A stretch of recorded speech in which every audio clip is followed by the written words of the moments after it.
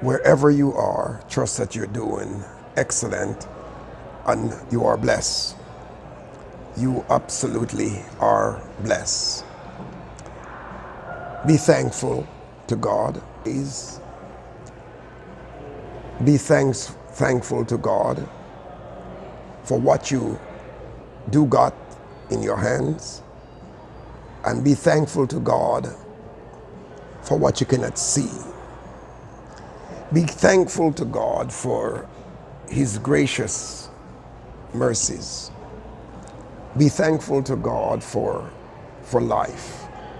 Be thankful to God for the precious things that you may completely ignored, because it is for free and it's the air in which we breathe. Be thankful. Be thankful to God that you know, a few months back, it was extremely mandatory for each and every one to be in a mass, probably in majority of the countries around the world. Be thankful to God that you can breathe freely. Some of you that hearing me, by the way, my name is Minister Errol Trench from Trench Altar Ministry. To some of you who might be hearing me, you might say, Minister Errol, where I am unable to breathe fresh air because of the terrible pollution. In all things, give thanks. In all things, give thanks. I was thinking earlier, I'm sitting at a table that looked more like a conference, and I did this for a reason. I chose to speak from this for a reason. And what dawned on me is world leaders. Now, keep in mind, I am coming from some altars, so quite often I'm empowered with a word from the altar.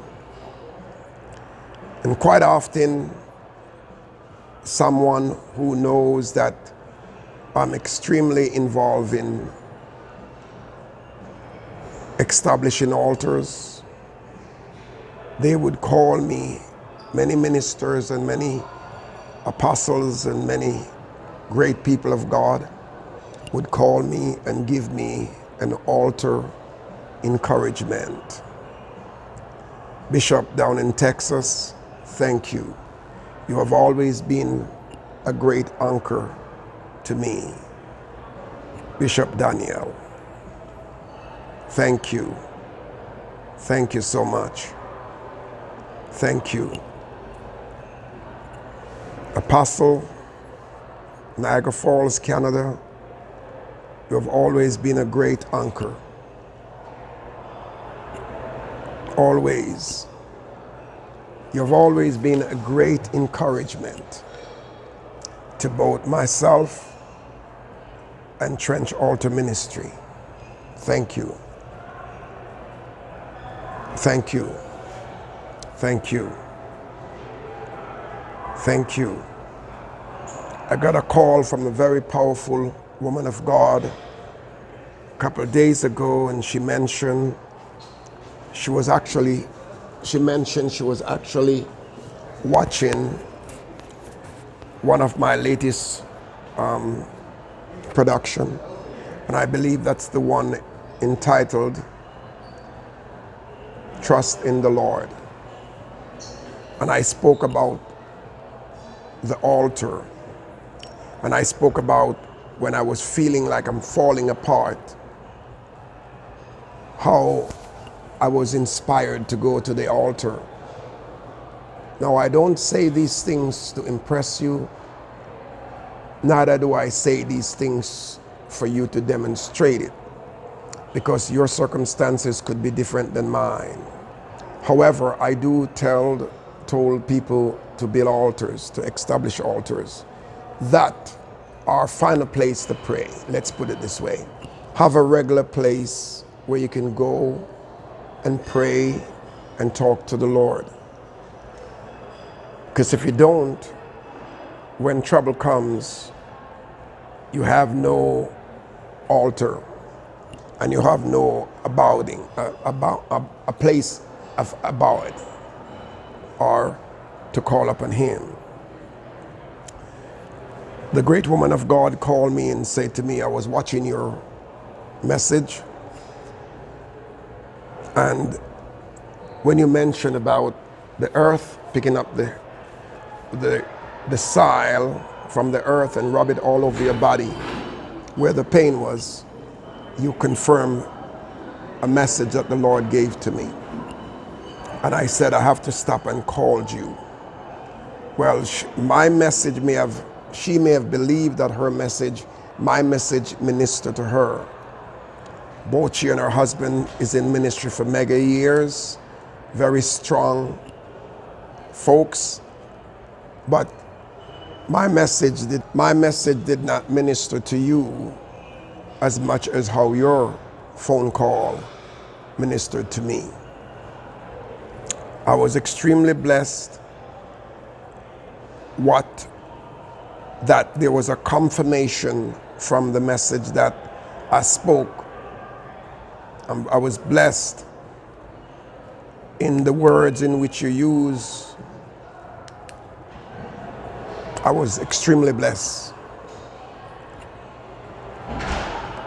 There are times I just do things based on what I believe that God has inspired me to do. But when I hear testimonies come back,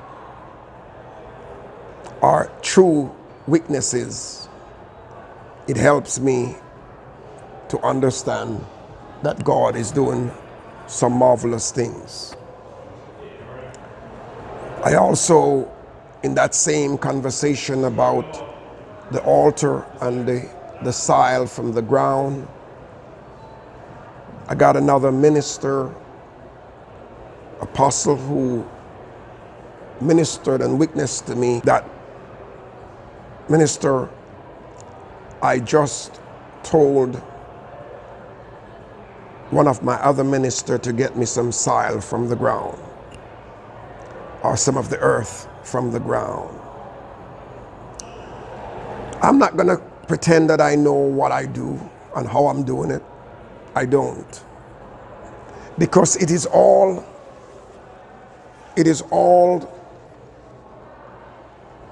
inspiration.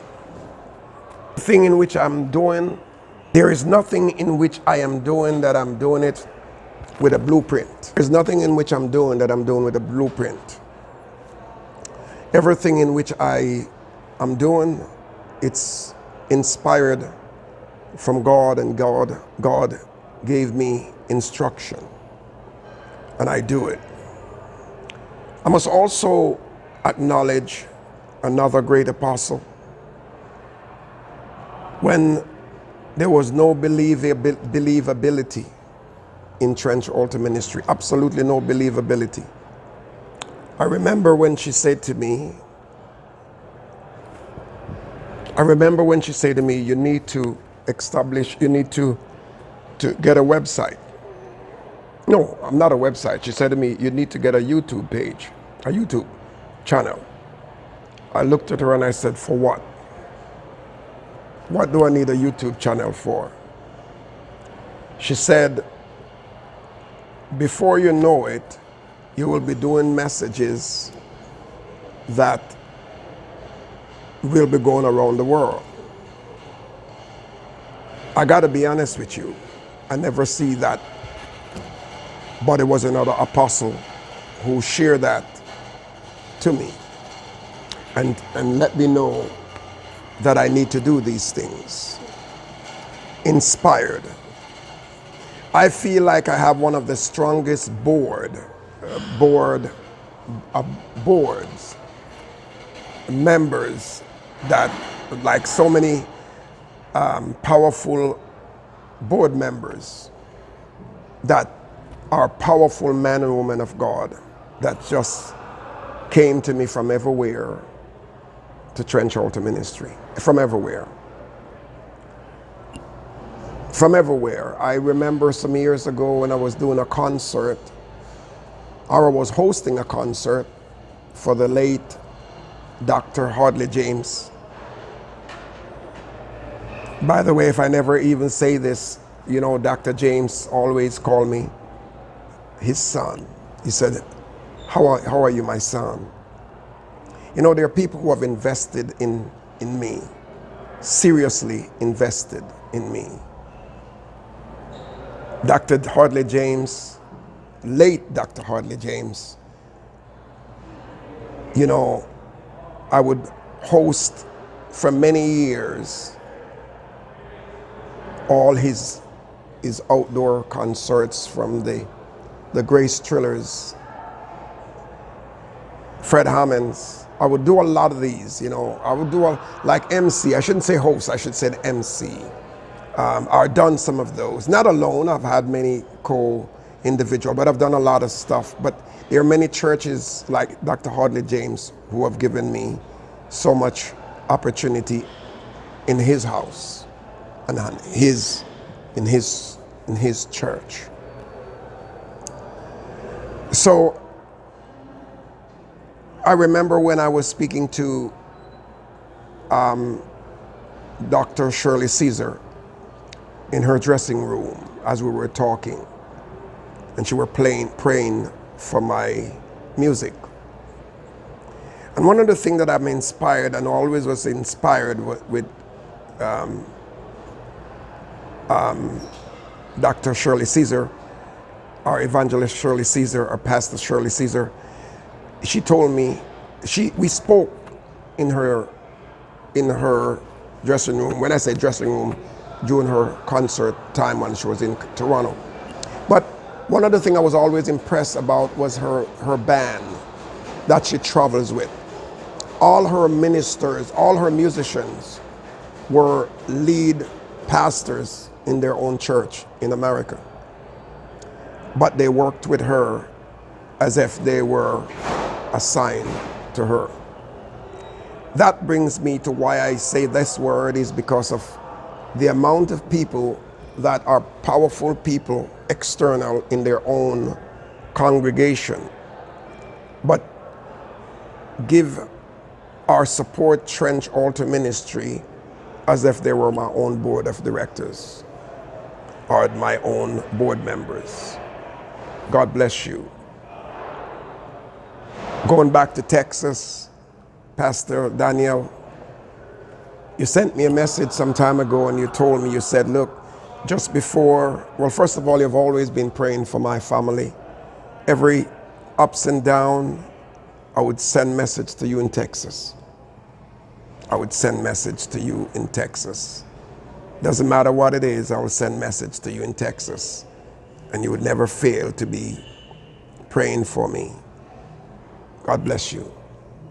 I'm so grateful to you and your wife and the ministry that you have consistently supporting and what you've done, your kindness. I mean, I could go on and on. You know, I don't want to leave out a lot of people, but I am going to leave out a lot of people. Now, I guess it's a terrible thing to start calling names. But, you know, there are people in life that would have never given you a chance. There are people in life that would have never given you a chance.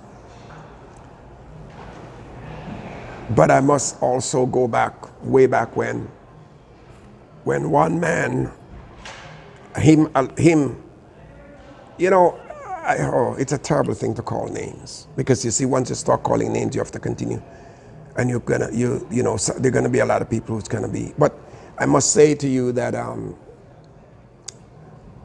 you know, the late Daniel Vassell, I remember as Bishop of the Church of God in Canada, he called me into his office and he said, I know you can do this post in your local church, and I'd like to encourage you and appoint you to do that. And I was so motivated and charged up. Again, as Bishop visit the local area, he again would said, call me out and said, you need to get, and I'm going to have you to be ministering during my service. Another man I'd like to big up is another man by the name of Dr. Peart. I remember there was a time when I'm in a little limbo and I didn't know what to do. And I remember when he opened his door and said, rehearse all you want here. Rehearse all you want here. You know, rehearse all you want. Some great man has invested in me. I'm also going to go to another, I'm going to double the name, but I'm going to also said a man that was also so very good to me, so kind. Yul Binder. Always a great encouragement. Yul Binder. The Binder family have always been a support. Speaking of the Binder family, Andrew Binder, you're my friend. When nobody recognized me, you did. Thank you. Thank you so much. I don't know why I'm doing this. Ron Binder, I could walk into state office, have a conversation with you. Your door is open. Thank you. Thank you so much. I got to go all the way over. Oh my God, I should stop.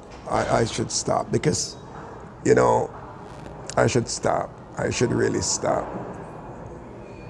I should really stop. There's so many of you. I don't want you to all get mad at me.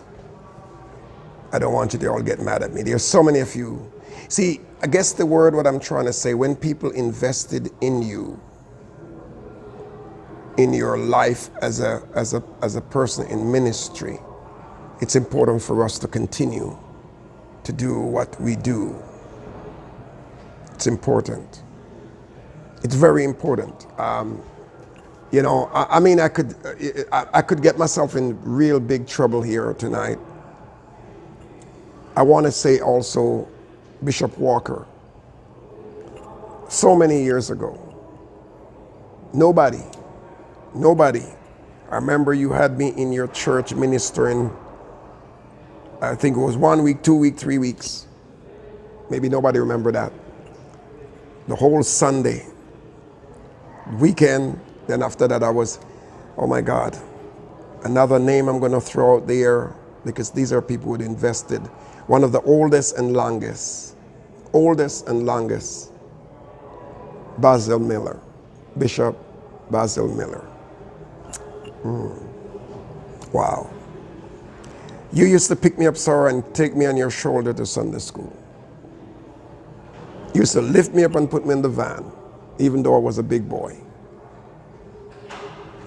And then when the usher board came around in regional convention, I was a massive part of your usher team. In other words, Mr. Bishop Jumpy Miller, they call him. In other words, sir, you saw more in me, and I'm talking just going on the list of pastors. You saw more in me way back in the days when I weren't even a Christian. You wanted me to be comfortable. You have done quite a few things and incorporate me in it. How can I say thanks? How can I say thanks? You folks have done, you folks have invested. You folks have done a lot. And one of the reasons sometimes why one cannot turn around, and I'm going to say this to you clearly. It's very important that it's very important that you You water the root and the plant of a young person in ministry. Very important. Because if he die in ministry, it could be your fault. And if he live and flourish in ministry, it could be your fault. You know, and I just want to say thank you guys. I mean, look, there's so many more I can say. So many more. So much. I mean, I didn't even crack the I didn't even crack the surface. I truly did not even crack the surface. But what did I truly came to say here today? I mean, all of that is important. But what did I really came to say? Why did I sit at this table? Why did I sit at this board, massive board? 1, 2, 3, 4, 5, 6, 7, 8, 9, 10, 11, 12, 13, 14. 14 maybe. 1, 2, 3, 4, 5, 6, 7, 8. Well, that's 12. Yeah, 14. Something dawned on me, and about some years ago, or some time ago, I was watching two world leaders toasting each other in front of national television. Toasting. And they both toast. These are two mega countries. When they toast each other, they toast, but none of them wanted a drink.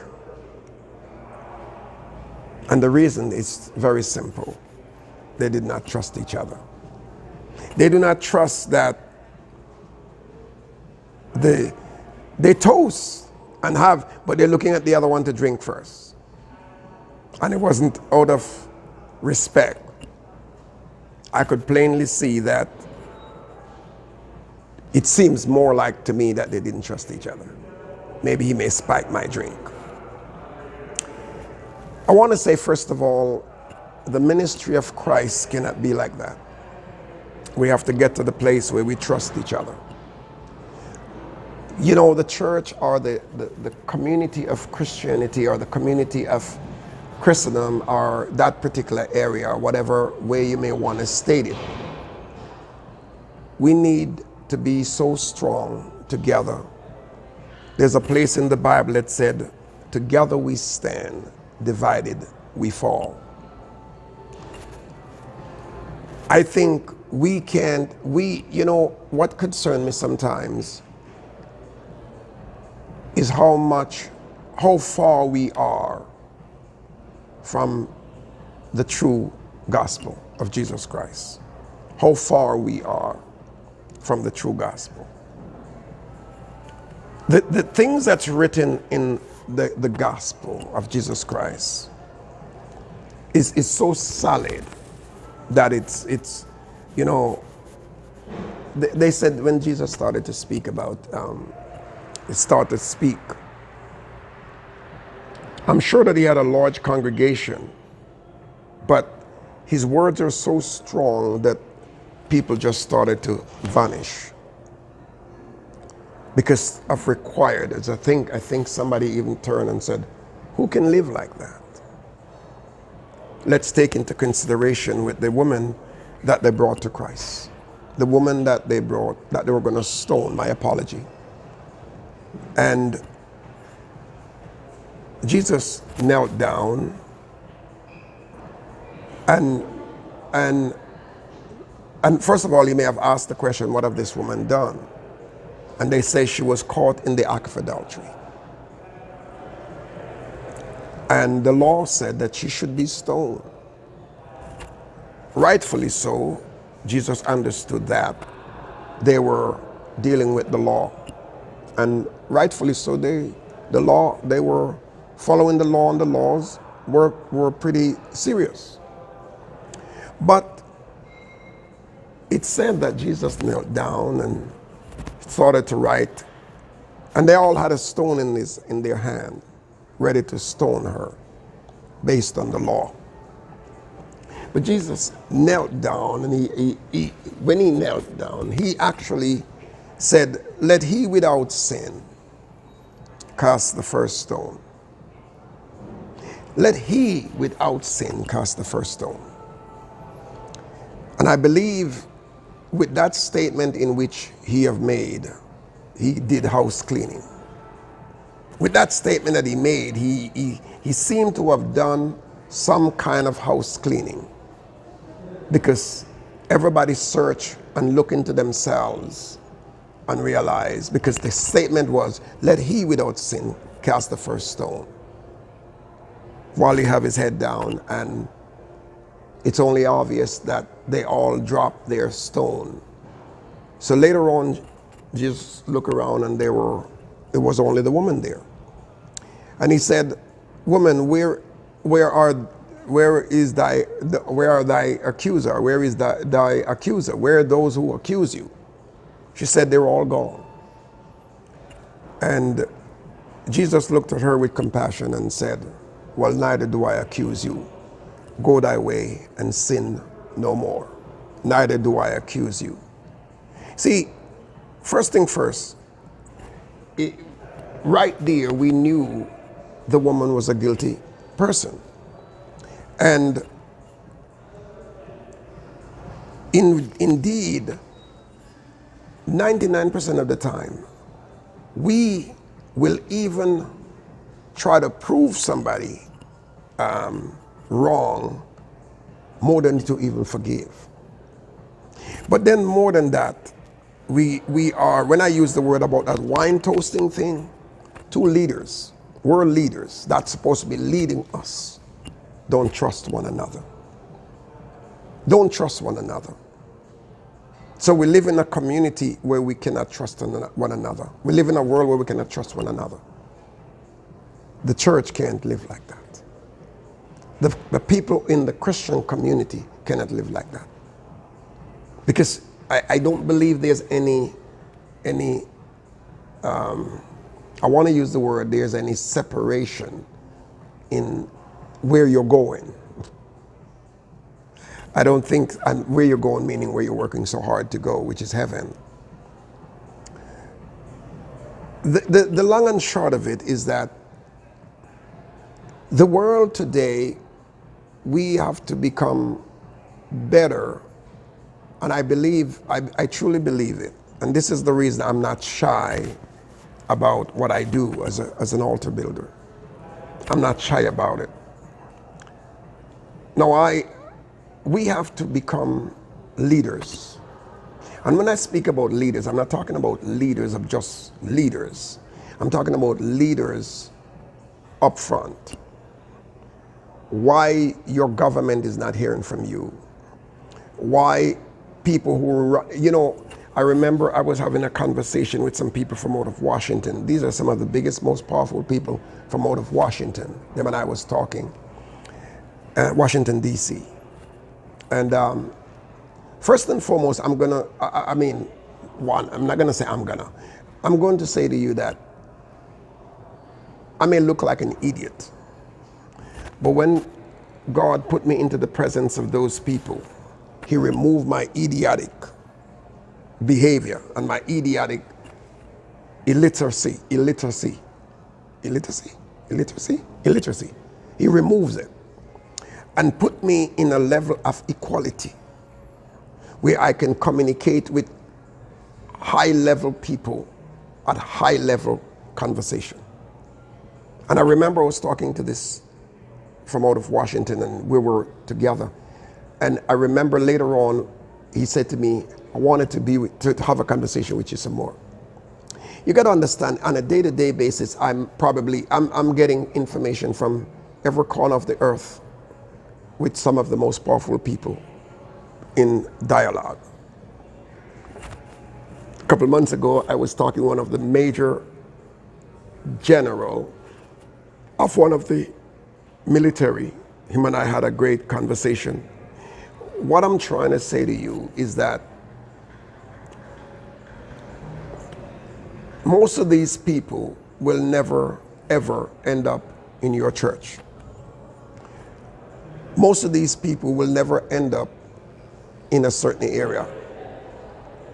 I will brave enough to tell people, make all effort I'm talking to Christian leaders, make all effort to get into the face of these people. Our God is not dead. Our God is not dead. Our God is alive and well. And you know, it's funny. I was talking to a gentleman from out of Milan, Italy. Big name, Milan, Italy. And I was shocked when he came to me and he said to me, I was shocked when he said, "You're a minister." I go, "Huh?" I mean, he said, "I looked you up. You're a minister." Pretty impressive. Let me tell you what I found impressive about God. Very impressive about God.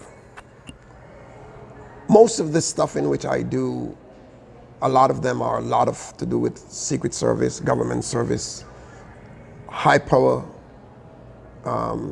high up there. Listen, these people don't just call me to come. And they check me out. And one of the things that I found impressive about God, every time that somebody said Errol, they see Trench Altar Ministry, altar, prayer, this, that, so on, street. God is really something, you know. Because, so a lot of these people, I have people overseas from Royal House watching Trench Altar Ministry. I got people from television broadcast company watching Trench Altar Ministry. It's not me. It's God who have positioned those things. When I looked at the requests that I have come in sometimes just to have a conversation, it blows my mind. So God can really set you up like he set up Joseph. God can really, really set you up. But you got to be willing to do the things that God desire of you. But you can't also, honestly, let me say this to you. A lot of the world leaders, I will say this to you right now, I'm into the face of a lot of leaders, and if you notice, I do not hold punches, and many of them knows me. They know I do not hold punches. Many leaders in the city and other cities knows me. They know I don't hold punches, because God already told me time ago, whatever he tells me is what I deliver, nothing else. So I'm not afraid to deliver a message in spite of which government it's going to sound. And I ruffle feathers. I got to be honest with you. Two things you're going to do. You're either going to fail to ruffle feather and neglect what God gave you to do, or you're going to ruffle feather and do what God asked you to do. You follow me? So the truth of the matter, you are going to let somebody please, and you're going to let somebody displease. Would you rather to let man please because everything was so well, and let God displease because, you know, I mean, it's probably the only chance that Supreme Court Justice, who is authority person, he's an authority person. He make the law, he passed the law. In the courtroom, the judge owns that courtroom.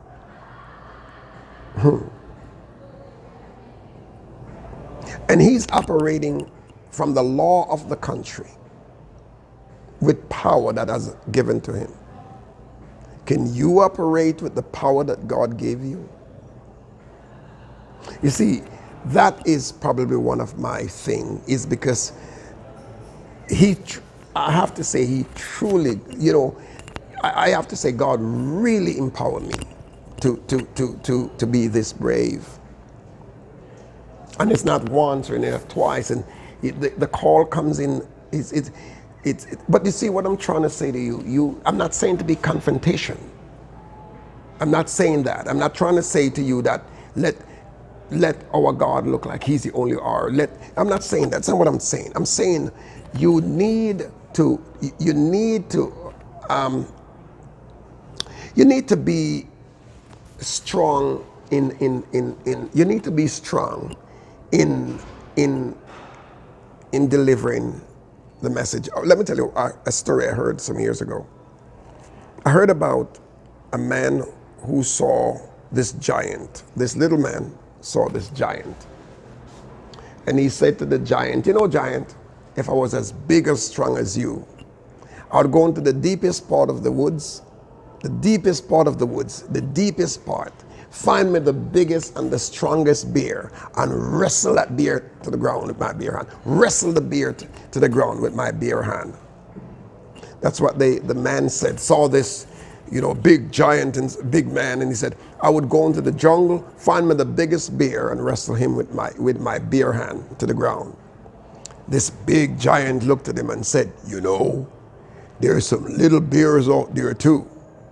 Why don't you go and wrestle the little bear? Forget about the big bear. Go wrestle the little bear. See, I gotta say to you that God sometimes put people right in our way. And that was the only opportunity that they has. I cannot tell you how much people that have placed in my way with superior power that God gave me massive influence over them. Massive influence. I'm going into places where people has degrees and authority and whatever, and I'm invited. Oh, this is Errol. This is Minister Trench. This is my good friend. Me. I don't even know what I graduate. And I've met everybody, and I've been with everybody. Not to brag, not to show off. But the strangest thing, when I'm in their presence, I'm not an idiot. God gave me good conversation and very knowledgeable conversation. When I leave, I go, what did I say? Oh, where did that come from? But while I'm in there, among them, they wonder, where did I go to? What year did you go to Harvard or whatever? Did you go to Yale? Yeah, I went to Yale. Yale! Okay? I was driving a multi-millionaire a couple of days ago, $4.5 billion. $4.5 billion in my vehicle. And he called me the next day. He said to me, do we have the privilege we're gonna be with us today? And I said, I'm sorry, but I have to be somewhere else. And I was with another up there. Who can be that gracious to me? Nobody but God. But you see, I think I'm not perfect. I'm far from perfect. I'm terribly perfect. Terrible. But I try my dearest best to do the things that God empowered me to do. And that also meant that every opportunity that I get, because you know, you do not know when and you do not know where. Pretend to be Philip. If you're moved from one area to the other, pretend to be Philip. What do you do when you meet the eunuch? What do? Do you say, I ain't going? Probably another question to ask, simple. Another question to ask, what if you were Joseph and you're put in the pit? Would you just ignore the fact that everybody else is down there, they have a dream, forget it, ignore? The point is, maybe we ignore people too much. Maybe, because everything that we does is a ministry. We're ministering. Everything that we do, we're being of service. Not just those, as a matter of fact, it said we do not just do things for those who can do it back for us, but do it to them that more so cannot do it for us. That's where the true, real value comes in. I did start it out by talking about the two world leaders. They were toasting, but they didn't trust each other to drink because they do not want anyone, just in case. We have to be that person. I'm not saying to be stupid, I'm not saying to be terrible, but we got to get into the place where we trust people. Trust. Now I know love and trust is two different things, but we cannot believe we cannot think that everybody mean us harm. We can't. We have to be wise. We have to be intellectual, intelligent, but we cannot believe that everybody means us harm.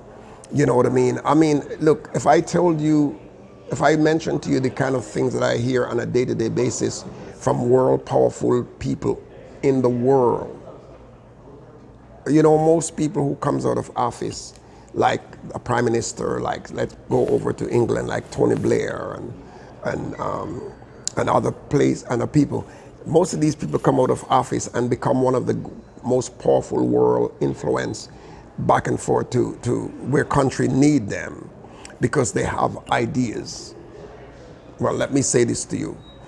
I'm so impressed with a gentleman that I've heard by the name of Mr. Evangelist Billy Graham. I love the late Evangelist Billy Graham. And there was a question asked of Mr. Evangelist Billy Graham. He said, would you ever run for president of the White House? Would you ever run for president of the United States of America? And his answer is, and he didn't even delay in that question. He didn't flinch. He said, no, I would not run for president. And the reason he would not run for president, because he believed as an evangelist, he held the highest office. Now, I'm sure that he probably wouldn't say that out of disrespect to the presidency. That's not what he meant. But he was already in the White House anyhow. He's back and forth in the White House. He's praying for president. He's already dealing with presidents. So, but he's honored that God had brought him that he could deal with president. So the point is, what I'm trying to say to you, we can be so given an honor, and the honor that even just for me to be around the people that I am with daily blows my mind. That meant because I'm in that field to be around the people, I have to continue to do the things that the good. Look, earlier today, I am starving. Earlier, not anymore. And I decided, okay, I want to go get something to eat. And there's a place that I prayed. This is a joke now, okay? There's a place that I pray regularly. And it's an area that I go and pray. And I was told never, not by people. I felt the Holy Spirit shared that to me years ago. Never to buy anything from there to eat. This is the truth. This is like a war zone, prior zone for me, that area. And doesn't matter what I need, how starving I am, do not. Now this, I've prayed there night, day, morning, noon, sun, hot, rain, snow, whatever. But I was told never, ever to buy anything in that area to eat. Now mind you, it's also as a battlefield for me, that area. When I say battlefield, a war zone where I prayed and, you know, and everything. So today, I figured out, oh, no big deal. And I'm hungry, so I went and just do a fast prayer in the area. And then said, okay, let me go in. And I said, Lord, please permit me to go in there and buy something. And I seen some nice chicken wings. Oh my God, you should see the place. Nice chicken wings and, you know, nice wings and all kind, you know, about 6 different kind of wings and, you know, honey garlic and barbecue and oh my. I did cut prior to go do that. But while I walked in, I realized I was still singing going on. And while there I want to get these wings, but I was still humming, leaving because the altar is in that area. And I'm humming. And then I go, while I heard something, no, you need to go back to the altar. So I asked the lady, looking at the wings, I said, what time do you close? She said, oh, we're not closing right now. I said, okay. So I'm humming still because even though I wanted to buy the wings, I was still in humming and singing and everything. And mind you, God already told me I should never eat in the area. I'm just giving you a general idea. True. And here I am now, you know, I want to buy the wings, but I'm hearing, no, you know, you need to go back to pray, go back to the altar to finish. And still in the spirit and everything. And I went back. So I ignored the wings, but I'm coming back. Trust me, I'm coming back. I went out to pray, and boy, what a Holy Ghost time for about an hour. What a Holy Ghost time. Not hungry as much as I thought anymore. What a Holy Ghost time. And by the time I finished praying, the Holy Spirit was clear in my mind. I told you not to eat there, not to eat in this area. Okay. Okay. And I never did. I went somewhere else to buy my food. Look, it's very plain, it's very important that if we're going to do the will of God, God also going to protect us. God's going to protect us. Listen, I know this thing went on, so I'm going to stop. You're listening to the voice of Minister Errol Trench. Trench Altar Ministry is circumstances changer. And I always say to people, your circumstances can be changed. Your circumstances can be changed. Every day, every hour, every minute. Doesn't matter what the enemy throw at you, your circumstances can be changed. You're listening to Minister Errol Trench. Trench Altar Ministry is circumstances changer. To God be the glory. Be blessed, stay blessed, and your circumstances can be changed. Do not hide your God. Let the world knows about him. And establish a place to pray. You will need it. Bye-bye.